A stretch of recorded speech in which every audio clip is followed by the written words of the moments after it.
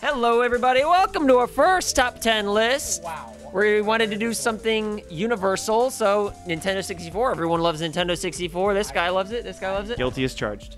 I liked the PlayStation better.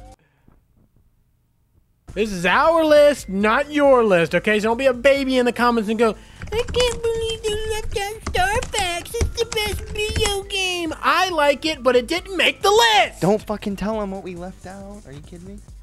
Sorry. Spoiler. There's a lot of good games. There's too many good games. We left good games off it, and we feel awful. Especially Matt. Sorry. We left Rampage off there. Fuck me, right? All right, no more wasting time. Watch it. Don't. Let's get right to it. Hope you like it. With this being our first top 10 list and all, we should probably clarify that we're gonna go by the good old-fashioned one game per franchise rule. And while it's pretty much impossible for nostalgia not to factor into our decision making, we're gonna rank these games simply by how much fun they are and how well they hold up today. And with that being said, GoldenEye, despite being massively influential to the console first-person shooter genre, didn't quite make the cut because although it holds up better than most people give it credit for, the truth is it really just hasn't aged very well, especially compared to the rest of this list. And if you're still with us after we ruthlessly excluded a classic like GoldenEye from the list, then thanks. Let's get started. I really like GoldenEye, but number 10. Starting the list off is the absolute best Mario-themed racing game on the Nintendo 64. It would be higher on the list, but honestly these games got much better as time went on. I mean, the controls feel a little weird whenever you go back and play it. Either way, it was an amazing game back then and still a lot of fun today. Number 9. All right. Do you like snowboards? Do you like kids? Well, sorry, but you won't find any of that in Diddy Kong Racing, which is why Snowboard Kids 2 gets our number 9 spot. We thought this was an asset better than Mario Kart because we felt the levels were better, you could hold 2 items instead of 1, and you could do tricks to earn money for item boxes and buying things in the shop. The weapons in this game are a lot more fun than just turtle shells and bananas too. In this game, you get to turn your enemies into snowmen, blocks of ice, and blow their ass up with a bomb. These kids have lost their fucking mind! When I was their age, I thought it was badass when I rode my bike off a curb. But these are no ordinary kids, mind you. These are kids with huge fucking noses. Snowboard Kids 2 is an all-around great time, and it's the best racing game on the 64. Man, that Mario sure is cool. It'd be even cooler if I could party with him. And since I'm not old enough to enjoy Super Hornio Brothers, I guess the closest thing would have to be Mario Party 2. One thing about the 64 that goes underappreciated over time is the great multiplayer games. Mario Party is perfect for birthdays, bar mitzvahs, business meetings, funerals, divorce receptions, and Little League practice. It's quite simply the best party game for any occasion. And we chose Mario Party 2 over 1 and 3 because it had the best minigames of the 3, and we've played this one the most. Number 7.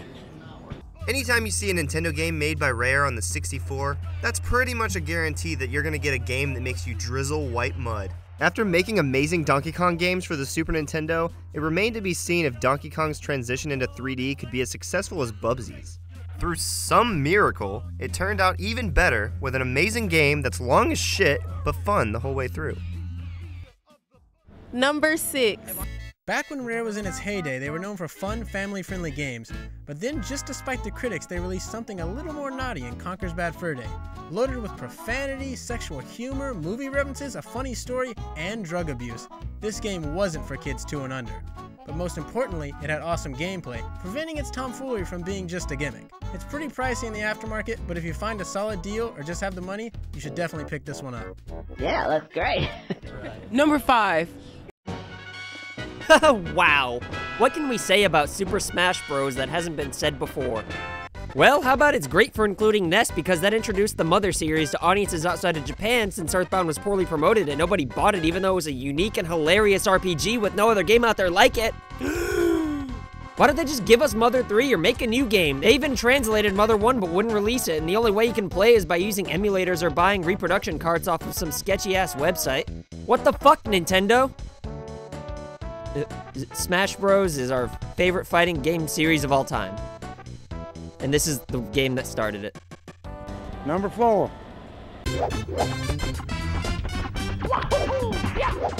If If you're talking classic games on the Nintendo 64, you can't get much more classic than Mario 64. While the rest of the industry was trying their goddamnedest to figure 3D gaming out, Nintendo came along and said, "Are you guys serious? Come over here, we got this." Mario 64 did as much for 3D gaming as Super Mario Bros. Did for 2D gaming. 15 courses with 120 stars? That's a whole heck of a mess of fun. And it's pretty awesome that they threw us a curveball by making the gameplay focus more on completing objectives in each course rather than an end goal. Somewhat of a lost art these days. If you've ever even heard the words Nintendo 64, you know what we're talking about. Number 3, baby, fuck you. Coming in at number 3 is Paper Mario. After making Super Mario RPG for the SNES, Nintendo's partnership with Square ended because Sony had something Nintendo just couldn't offer. The PlayStation 1 used CDs to store its games, which enticed Square because they were cheaper and can hold far more data compared to cartridges. This of course left Nintendo heartbroken, and Super Mario RPG 2 was up in the air. But despite being dumped by another company with more money and a larger unit to store data for games, Nintendo pulled through with a fun and charming, albeit simplistic and easy RPG for the 64. This game is as fun as it is gorgeous, with a unique art style that really stood out back then and still does today, especially compared to some of the cutscenes on the PS1 that looked great in the 90s, but aged just about as well as Val Kilmer. JSN, guys. JSN. Excuse me, sir, could you say number 2 for the camera? Why would I want to do that? Remember when I said this list was only going to have one game per franchise? That's what made you did. I lied. That's right, our number 2 spot goes to Ocarina of Time and Majora's Mask. The reason everybody always does the one game per franchise rule is because most video game sequels are the same thing as the previous game, just with a couple extra bells and whistles. But that's not the case when you compare Majora's Mask to Ocarina of Time. Majora's 3-day cycle game mechanic could have easily been worked into its own IP if you changed a few characters around here and there, which is what I wish had happened, but it definitely wouldn't have sold as well, so I digress. But as awesome as Majora's Mask is, how could we exclude Ocarina of Time? This was my first Zelda game to play, and the transition into 3D was done so well that it made me wonder how it was ever done in 2D.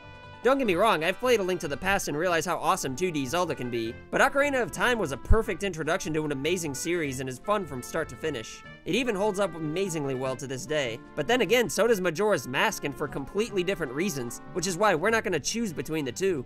I mean, come on, if we excluded either game, we'd be bombarded with death threat emails. And even though we're 3 tough boys, we're not gonna compromise our safety. Besides, it's about time Majora's Mask stops being overshadowed by Ocarina of Time. And I'm glad people have been coming around lately, seeing as how Majora's Mask is my favorite in the series. Ah, shit, I shouldn't have said that. We already got an email. Fuck. Number 1, goddammit.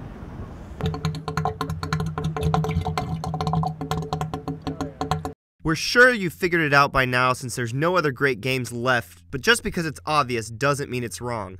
That's right, you guessed it.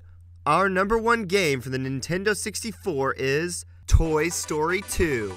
This is easily the greatest game to come out of Nintendo's partnership with Rare for so many reasons. A fantastic soundtrack by Grant Kirkhope, charming and memorable characters, addictive gameplay, and it holds up extremely well, especially compared to other 3D platformers at the time.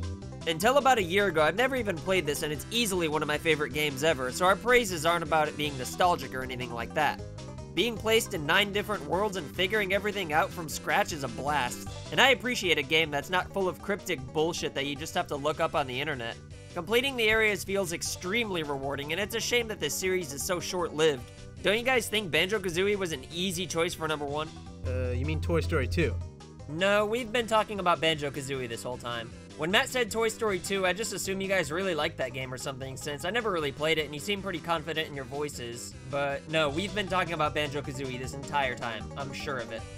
I don't know, Cameron. I'm pretty sure it's Toy Story 2. Maybe it is Toy Story 2.